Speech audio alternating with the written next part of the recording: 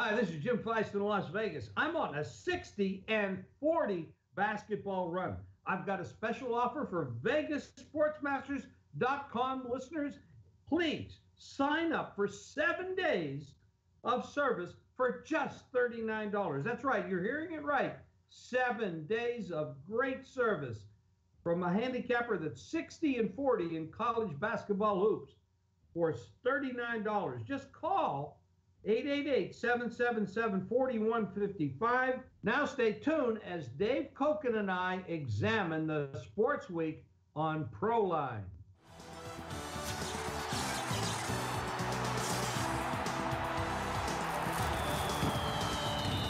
Welcome to Proline Daily, the longest running sports handicapping show in America.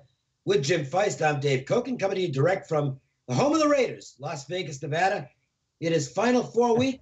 Plenty of NBA still rolling. I've got an NHL free play coming up on today's program. Jim, it just keeps rolling along, 60 and 40 now with the college basketball. It's been a great year. I hate to see it end, of course, but it's on to the NBA playoffs and baseball. Jim, every Monday on our social media networks, we post a Proline poll question and then announce the results right here on the Wednesday show. And this week we asked, who wins the college basketball title this weekend? Jim, the envelope, please. And hopefully I announced the right winner so we don't have a big controversy like we did in the Emmys. But 40% of you out there, and we thank you for your votes, went with North Carolina, which is the favorite, of course. And Gonzaga got 36%, 14% went to Oregon, and 10% went to South Carolina.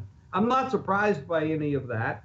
Both of the upper scale there are the favorites, so that kind of makes a lot of sense. The line movements on the game, I mean, I've seen some dog action on these games, yeah. And I wouldn't be surprised if one of these dogs, or maybe both, get by these favorites and get to the finals. It's, they're really, I said it before, there's really no AAA team this year. Every team has flaws and good coaching, and you have 4 good coaches here, 4 good coaches that can take advantage of the flaws of their opponent. That isn't always the case. Sometimes you have teams that are just so good that, you just can't beat them because their flaws are not that big and you can't take advantage. But underdogs do pretty well when they're pretty competitive, when their talents are similar. So watch out for laying too much chalk in this stuff. Well, what I'm hearing from the books, guys I speak with on a regular basis, both here, offshore, and some locations that would prefer to be kept quiet, is that they're pretty sure that the sharp players, the pros, are waiting on the Oregon game. They will take Oregon, but they want the right number. Now, the public action so far has been on the North Carolina side, and what I'm hearing is that they're going to probably jump in. Speaking of the sharp bettors, they're going to probably jump in at 5.5. That's the number they'd like. So far, that's not showing. Latest updates we have. Let's see. Going to the weekend stuff here. Let me check my Don Best screen. Seeing 4.5, and now I am seeing some 5. In fact, it's mostly 5 on North Carolina. So that looks like it could get to 5.5. I don't think they're going to ever get 6. So I would look for the pro money to start showing on Oregon at 5.5. The other game, Westgate here in Las Vegas, which I would consider to be a sharp house. They have Gonzaga now at 7. They're higher than anybody else on that game. 5 Dimes has 7 as well offshore, which would be considered a fairly sharp house. So I think what you're seeing there is a little sharp money on the Gonzaga side, but not a great deal. As the line opened 6.5, it's not a major push. Had this 7.5 or 8 shown on this game, then I would say it's significant, but I don't particularly think it is at this number. So let's let's look at oh, by the way, very quickly, let me mention that if you want to ask us any sports wagering questions, we've probably got a pretty good answer for you. Go to prolinetv.com. And Jim, folks can also get 7 days of action free just by subscribing. That's right. You can click on the subscribe button at Proline TV and get a week of service for free on me. Plus, go to jimfeist.com for free stats, articles, videos, my free fast facts, and plays from the nation's top handicappers. So let's look a little bit at the matchups. I don't think we're going to give away plays on this. We will have a free play coming up in just a bit for one of tonight's games. South Carolina, they're just on a tremendous roll right now. Now, they are going to have some physical disadvantages in this game because Gonzaga is a huge team, absolutely huge. They're one of the biggest teams in the country. So will that diminish what South Carolina is doing defensively? Well, I don't know. All I can tell you is this. Frank Martin is about as good as it gets defensively and coming up with game plans to stop the opponent. South Carolina's questions have been on offense all season. We know their defense is really good. So, to me, if South Carolina's got their offense rolling like it has in this tournament, this isn't going to be an easy game for Gonzaga. The flip side of it, though, Gonzaga's got the monkey off their back now, Jim. I think the pressure is off the Zags. They've had so many years where, well, this is the year, and this is the year, and then they never made it to the Final Four. And now they have. So I think you're going to get a relaxed Gonzaga team here. Well, Dave, there's a lot of emotional and psychological things at play here. South Carolina had a terrible run for a while where they lost a bunch of games. They just were out of sync. They lost Arkansas, Vanderbilt, Florida. They won a couple games, and they lost a couple more against Mississippi and Alabama. But then they got into the NC2As. And they played Marquette. And it was a neutral court, and they were a 1-point favorite. And the game, I think, was pretty close at halftime. And they came back and won that game 93-73. I don't know what happened at halftime in that game, but something happened to this team, and they just exploded from there. They come out, and they're a 6.5-point dog. They win by 7 against Duke. They're a 3-point dog to Baylor. They win by 20 against Baylor. And then against Florida, who is a team that they had played before, they were a 3-point dog, and they won by 7. Every one of those games were outstanding performances for them. Now, when you look at the other side of it, I'm not giving you a pick here. I'm just giving you an analysis. Right. We all know that Gonzaga just went through everybody. They lost one game to Brigham Young where they had a huge lead and they choked. They just got out of sync for half a game, and BYU beat them. But BYU's had their number for a couple of years, so they've given them some trouble. But they started out against South Dakota State, which is a very low-rated team. They didn't have much problem. They didn't cover. The point was spread was 23. They won by 20. Then they played, as a 10-point favorite, they played Northwestern. They beat them by 6. And that was a tough game for them because they had trouble holding the lead that they had. Then they played West Virginia, and they barely beat West Virginia. And the thing about the and I'm not trying to be critical, but I'm just trying to be observant. West Virginia game, they won by 3. They were a 3-point favorite, so it was a push. And the game did go under. Matter of fact, most of their games have been going under. But in the game against West Virginia, and this bothers me, and it does bother me a great deal because I do put substantial money on these things. West Virginia lost the game by 3, but they shot 16 for 60 from the field. Now, that is obnoxious. My high school, the worst player in my high school team could do better than that. That was horrible. Now, when you win a game by 3 points against a team that shot 16 for 60, I have to say, well, what happened if they went 20 for 60? You'd have lost. And that's still only 33%. So they didn't play all that well until they got to the Xavier game. Now, Xavier came in, and they were an 8.5-point dog, and they just wiped Xavier up. They had no trouble with them whatsoever. Was Xavier, they finally played a game that we all thought they were capable of playing. So that was a big turnaround game for them.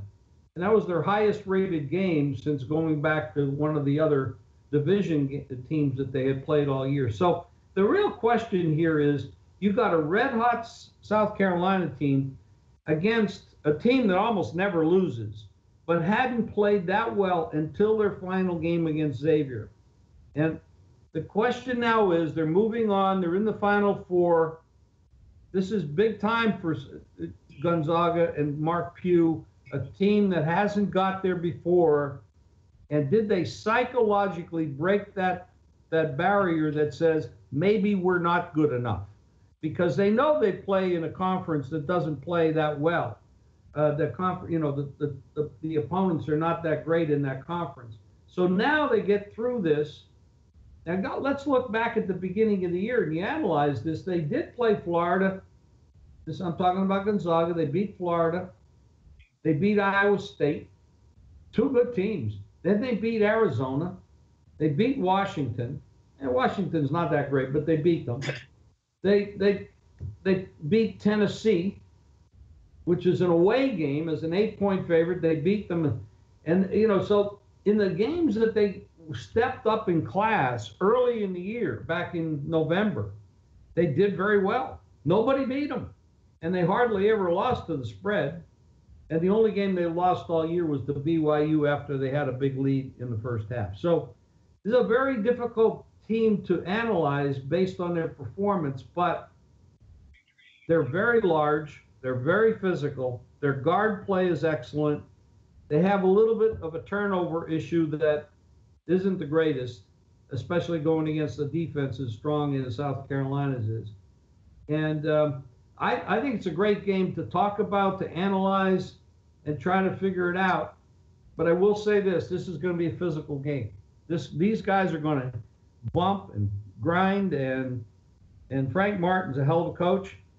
And if there's a weakness in either team, if either team finds a weakness in the other side, they'll exploit it because these coaches are good.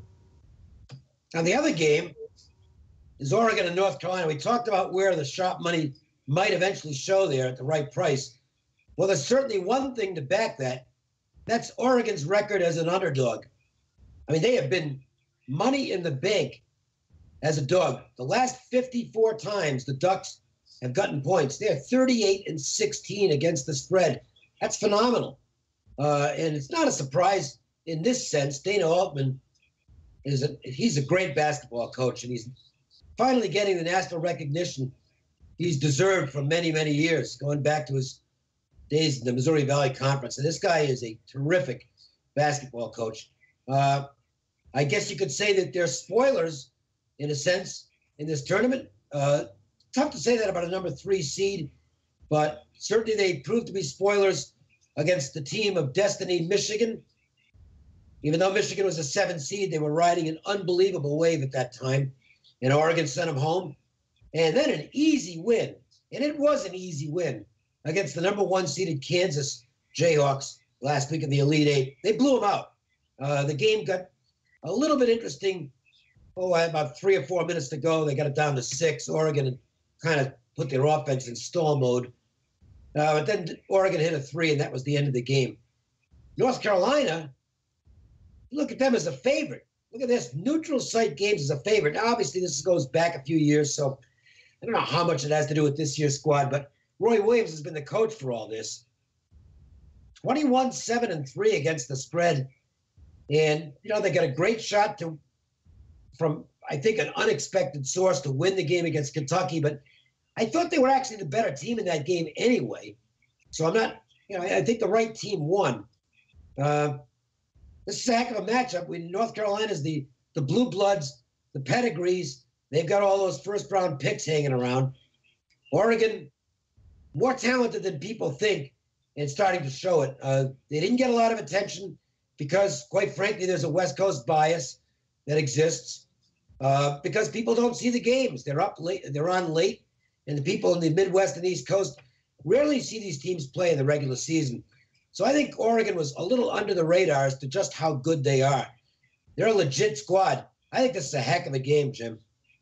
Oh, there's no question, and your analysis of it is excellent, Dave. And North Carolina is the favorite. They've been the favorite, and we might go back to last year, Dave. I mean, everybody, I'm sure that follows basketball remembers what happened in the final game last year against Villanova, and that incredible shot at the end, and all that. This is redemption. A redemption trip for North Carolina. They're trying to get back there and do what they weren't able to do a year ago. It's hard. It's difficult to get back to that game, and they're one step away from getting back to that game. And Oregon's a tough team, and Altman's a good coach. Roy Williams always gets all the talent. They get a lot of talent down there, and he has a lot of blue bloods on that team. No question. This is going to be a hell of a game. I don't see much. Honestly, it can go down to who gets in foul trouble early. Who gets hot early, who misses their free throws at the end. This is a very tough game to break apart and to see where we know the favorite is. They deserve to be favored, but maybe the question is, do they deserve to be favored by this much? And from what we can see is the Sharps don't think so. The Sharps are looking to play the dog. There's no question about it.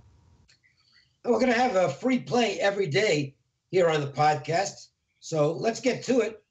I will remind you, of course, that you can get free plays every day in a recorded message at 888-294-1970. And Jim, more free plays via text message. You can follow me on Twitter, Facebook, and Instagram at Jim Fye Sports. And you can get free plays daily by texting GAME, G-A-M-E, to 25827. We'll send you a free play right to your cell phone immediately. And free play, going to go to the NHL, and I've been making money going against the LA Kings. Now, this is the end of a great era for the Kings. 2 Stanley Cups. They've had some really good squads, but they're getting old. And this looks like the end of the line. I think you're going to see them break up this team at the end of the season. They're not going to make the playoffs. They're now, I believe it's 11 or 13 points back with not many games to play. They know it's over. And you're seeing a tired team down the stretch. Now, last night I took Edmonton against them. It was a close game on the final score, 2-1. And the Kings played a good second period in that game. But if you looked at the game, Edmonton actually had 2 goals come off the scoreboard, one on a goalie interference and the other one on an inadvertent whistle on a delayed penalty. The whistle shouldn't have blown, and it cost them a goal. So this should have been an easier win for Edmonton. Bottom line is they won the game, and we got paid as we had the Oilers. And that was an interesting situation because Edmonton was looking to clinch the playoff spot, their first one in 10 years. It's been a long dry spell for the Oilers. Those bad days are done with Connor McDavid and company. This is going to be a great club in years to come. Now you got a similar situation tonight. Calgary, which hasn't gone 10 years without missing the playoffs, or without making the playoffs, but they did miss the playoffs last year. They're in a position to clinch their playoff spot tonight. And interestingly enough, 2 years ago, they were in the same position against the same team and got the clinch. That doesn't have much to do with tonight, but I can tell you Calgary is very excited about this. The place is going to be nuts tonight. They're playing really good hockey. And the Kings' second of back-to-backs, not good. This is a sign of an old team that's kind of wearing down. They're 0-5 in their last 5, playing with no rest. They have to go into what I think is going to be a hornet's nest tonight. You know, it's interesting. When I wrote up Edmonton was my free play yesterday. And when I wrote it up, I said, boy, this line looks ridiculously low to me at 125. I thought the line should have been about 140. And it almost looked like a trap. Sometimes you can overanalyze things, and I'm glad I didn't here because I just went ahead and played Edmonton anyway. You could argue the same thing tonight. I don't know why this line's not more toward 150 or 160. I think that's actually the right price tonight. 135 to me is a bargain. And I'm going to take the Calgary Flames as home favorites in this game. I don't generally like laying that kind of a price, even 135. I like small favorites and underdogs in the NHL, but I think the situation is strong here for Calgary. And if you want to back it up with something, you might want to do a little sweetener with a puck line play on Calgary, -1.5. plus 220 or plus 230 on that. And I don't normally ever play puck lines, but I think you've got a situation here where there might not be much left in the Kings tank, physically or mentally. I think Calgary's going to get him tonight. And the Flames are the free play that we're going to use here on today's edition of Proline Daily. And it is a personal service play. This is not some game I'm pulling out as an extra opinion. I'm definitely playing this game. My customers are on this game, and I think it's going to be a winner, Jim. Well, you're pretty good at that stuff, Dave, and your baseball preseason stuff has been red hot as well. That's so good. I think we're 9-1 in the last 10, and have a couple today. That's awesome. So, Dave, we are now officially Raider Nation here, and yes. And everybody's been celebrating and happy, and except the people in Oakland, they're not too happy. Well, I mean, there's not much they could do. They can't build two stadiums. They didn't address this situation for 20 years? I mean, it's not like this just popped up out of thin air. And if Oakland people want to be upset with somebody, be upset with the 49ers. Because if the 49ers weren't as stubborn as they've been on the territorial rights, they could have had a situation similar to the Meadowlands where they had one stadium for two football teams, as they do with the Giants and Jets. And nobody's complaining about that. It's not like they had to build separate stadiums for the two. They're in the same region. They could well have done that, and we would not be having this conversation now because the Oakland Raiders would stay the Oakland Raiders. But the 49ers, they never budged on that. They would not give up their territorial rights to San Jose specifically, which is a big area. I guess Santa Clara as well. Obviously, that's where the football stadium is. And that kind of left Oakland between a rock and a hard place because you can't have multi-purpose stadiums anymore. They're not acceptable. I mean, how ridiculous has it looked the last few years with the infield grass showing up for Oakland Raider football games because they play in a baseball stadium? There just wasn't anything Oakland could do about it, and the team was going to move someplace. That is a certainty. They were not going to stay in Oakland.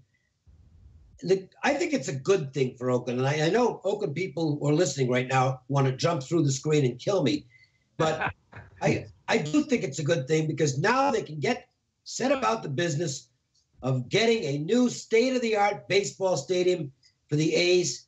Financially, it actually makes more sense because you've only got 8 NFL dates plus a couple of exhibition games, and it's not like Oakland is good. We're not comparing Oakland and Las Vegas. Las Vegas will have the same amount of home dates for football, but this is a tourist attraction, and we're going to have lots of other big events in the stadium. Oakland is not a tourist attraction. That's just the reality of it. So financially, they're much better off putting their ducks in a row on this baseball stadium project where they'll have 81 home dates and also, a great tradition. The Oakland A's have had some phenomenal runs over the years, and I'd like to see that team become really competitive again. And in a market that size, with a new baseball stadium, the A's are not going to have to play the small market game anymore. They can play with the big boys. That's a gigantic market. So I actually think this is going to work out really well for Oakland as a city, for the A's as a baseball franchise, because now they won't have to worry about losing them. And they'll have something to celebrate there. The basketball team's moving across the bay next year to San Francisco. That's just the way that's just the nature of the beast. It's a better location. And the football team is heading to Las Vegas. So rather than sulk about it, Oakland fans should really get behind the baseball team and make sure the city follows through on these plans to build a stadium. I think on the waterfront, that'll be something the city can be really proud of. Dave, your analysis is great, and I agree. What do you think about the next couple of years about the Raiders playing in Oakland? It seems like it's a very caustic, potentially maybe violent situation. If I were them, to be honest, I would get out. Sam Boyd Stadium here is not a facility that can be used for the NFL. They can try and dress it up, but quite frankly, it's terrible. I think what they should do is contact Cal Berkeley or Stanford and see about playing their home games in one of those locations. It wouldn't be a long jaunt for the fans. I think they'd have less of a bad taste in their mouth. And honestly, they're probably better stadiums to play football in anyway. Well, you're right. It seems awkward. It seems awkward that they would stay there for 2 years. It just really does. I know it's going to take a while to build a stadium in Vegas here, and especially if they put a dome on it, because that takes extra time. Yeah, it's not going to be ready till 2020. Yeah, and you know, San Diego's available too. I mean, they don't have a team. Yeah, I don't think that's a good idea. That's too far for the Raider fans to travel. And honestly, Qualcomm, there's a reason the Chargers aren't staying in San Diego. Qualcomm it's not as bad as the Coliseum, but it's old and decrepit, and it doesn't have any of the amenities that today's stadiums have. I think they should stay closer to home for now. A lot of the Oakland fans are going to make the trip to Las Vegas once the Raiders are here. It's not that long a plane flight, and it'll only be 8 times a year anyway. So I think they're going to still have a lot of their fan base that'll make the trip. But they can drive to Palo Alto or Berkeley. Now, I don't know if either one of those can be done, but that's what I would be doing if I was the Raiders. I'd be trying to make a deal with Cal or Stanford. Now, those facilities would be just fine and wouldn't be far for the fans to drive. You know, there'd be a lot of other fans in the area who probably would say, you know what, let's go to the games. Why not? We're right here. Right. Well, yeah, I'm sure it's going to work out. They'll figure it out. But it's been great. I'm looking forward to it. It's great to have Vegas actually be recognized as a city that can do a lot, and it's not just a gambling city. And maybe we get out of the Stone Age and realize that gambling is not such a bad thing. And well, look, I mean, we do know this. The NFL is not going to be objecting to the game as being on the board here, and that tells you something right there. For the NFL to do that. And by the way, I don't know where Mike Francesa gets his information, but he maybe ought to call a sports book sometime. WFAN yesterday, Francesa reporting that he's been told that the home games will not be on the board. That is false information that he did not check with. He must not have checked with a single Las Vegas sportsbook director, and that's a bad job on his part. Dave, does that come under the heading of fake news? Well, apparently. Since that's a phrase that's being talked about lately in the political area, but yes. You there, Dave? Yes, I'm here. Okay. I think that covers it for the. Yeah, I think Dave wraps it up. We'll do it again tomorrow. Thanks for joining us, and we'll keep it rolling. I'll have another free play tomorrow. Hopefully tonight's will work out. And we hope you'll keep on listening every day to another edition of Proline. Thanks, Dave.